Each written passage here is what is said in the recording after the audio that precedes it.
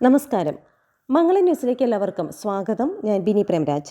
October 7-ന് ശേഷം Hamas ആക്രമണത്തിൽ സൈന്യത്തിനുണ്ടായ നഷ്ടങ്ങൾ പുറത്തു വന്നതിനും അപ്പുറത്താണെന്ന് ഇസ്രായേൽ പത്രം. പ്രമുഖ മാധ്യമമായ ഹാരറ്റ്സ് ആണ് സൈന്യത്തിന്റെ കണക്കുകൾ തള്ളിക്കൊണ്ടുള്ള വിവരങ്ങൾ പുറത്തുവിട്ടത്.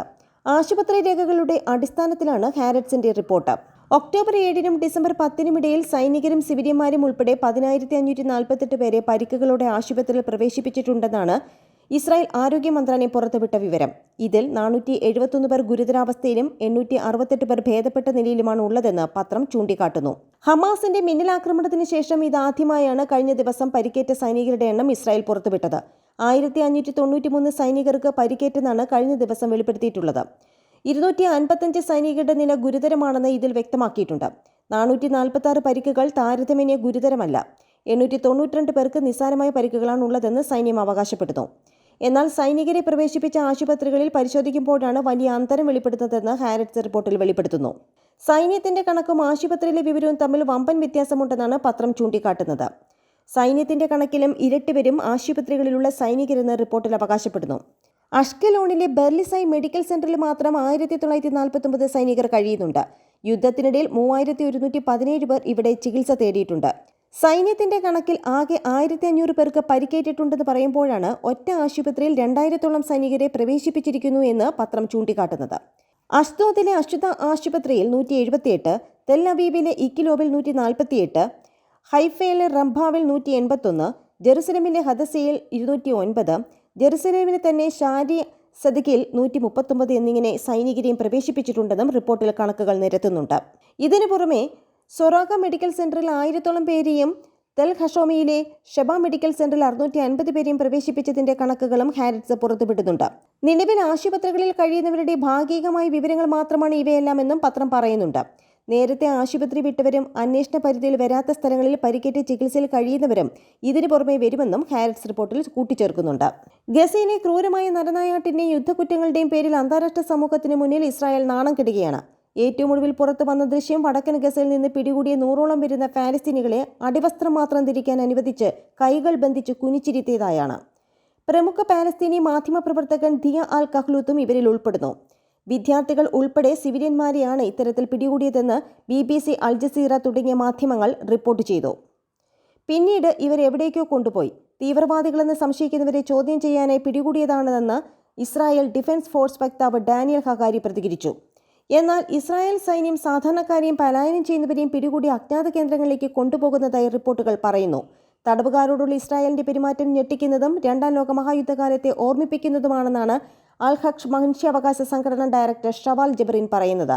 ഇത് മനുഷ്യത്വ വിരുദ്ധവും ക്രൂരവും എല്ലാത്തിനുമപ്പുറം യുദ്ധക്കുറ്റവും മാനവികതയ്ക്കെതിരായ കുറ്റകൃത്യവുമാണെന്ന് അദ്ദേഹം അൽ ജസീറയോട് പ്രതികരിച്ചു. അന്താരാഷ്ട്ര സമൂഹത്തിന്റെ വിമർശനവും മനുഷ്യാവകാശ സംഘടനകളുടെ ഇടപെടലുമൊന്നും അവർ പരിഗണിക്കുന്നില്ല എന്ന് അദ്ദേഹം കൂട്ടിച്ചേർത്തു. പിടിയിലായവർക്ക് ഹമാസുമായി ബന്ധമില്ലെന്ന് ബന്ധുക്കളെ ഉദ്ധരിച്ച് അൽ ജസീറ റിപ്പോർട്ട് ചെയ്തു. ഗസയിൽ 10 ഇസ്രായേൽ സൈനികരെ വധിച്ചെന്ന് ഹമാസിന്റെ സൈനിക വിഭാഗമായ അൽ ഖസം ബ്രിഗേഡ് അവകാശപ്പെടുന്നു. ആൽഫലൂജയിൽ നടന്ന ഏറ്റുമുട്ടലിലാണ് സൈനികരെ വധിച്ചത്. കഴിഞ്ഞ ഏതാനും ദിവസങ്ങളിലായി ഇസ്രായേൽ സൈന്യവും അൽ ഖസം ബ്രിഗേഡും തമ്മിൽ രൂക്ഷമായ ഏറ്റുമുട്ടലാണ് നടക്കുന്നത്. 10 പേരെയും പോയിന്റ് ബ്ലാങ്കിലാണ് കൊലപ്പെടുത്തിയതെന്ന് അൽ ഖസം ബ്രിഗേഡ് അവകാശപ്പെട്ടു. വളരെ പെട്ടെന്ന് പ്രത്യക്ഷപ്പെട്ട് സൈനികരെ കൊലപ്പെടുത്തി മറയുന്ന രീതി ഇസ്രായേലിന് വലിയ നഷ്ടമാണ് ഉണ്ടാക്കുന്നത്. കൂടുതൽ സഹായം വേണമെന്ന് ഇസ്രായേൽ US-നോട് ആവശ്യപ്പെട്ടിരുന്നു. സൈനിക സഹായമായ ടാങ്ക് ഷെല്ലുകൾ ഇസ്രായേലിന് കൈമാറാൻ US പ്രസിഡന്റ് ജോ ബൈഡൻ നിർദ്ദേശിച്ചിരുന്നു. അതിനിടെ വെടിനിർത്തൽ വേണമെന്ന തന്റെ നിലപാടിൽ മാറ്റമില്ലെന്ന് UN സെക്രട്ടറി ജനറൽ അന്റോണിയോ ഗുട്ടറൻസ് പറഞ്ഞു. വെടിനിർത്തൽ ആവശ്യപ്പെട്ട് UN രക്ഷാസമിതിയിൽ UAE അവതരിപ്പിച്ച പ്രമേയം US വീറ്റോ ചെയ്തിരുന്നു. ഗസയിൽ ഹമാസും സേനയും നേർക്കുനേരെയുള്ള ഏറ്റുമുട്ടൽ രൂക്ഷമായി നടക്കുകയാണ്. വെടിനിർത്തൽ പുനരാരംഭിച്ച 10 ദിവസത്തിനുള്ളിൽ ബെയ്ത്ത് ഹനൂൻ മുതൽ ഖാൻ യൂനിസ് വരെ 180-ലധികം ഇസ്രായേൽ സൈനിക കവചിത വാഹനങ്ങളും ടാങ്കുകളും ബുൾഡോസറുകളും ഭാഗികമായും പൂർണ്ണമായും നശിപ്പിച്ചതായും അൽ ഖസം ബ്രിഗേഡ് പറയുന്നു. സൈന്യം പുറത്തുവിട്ട ചിത്രം ഇസ്രായേലിന്റെ പ്രതിച്ഛായയ്ക്ക് നിരക്കുന്നതല്ല എന്ന് ദേശീയ സുരക്ഷാ വിഭാഗം പ്രതികരിച്ചു.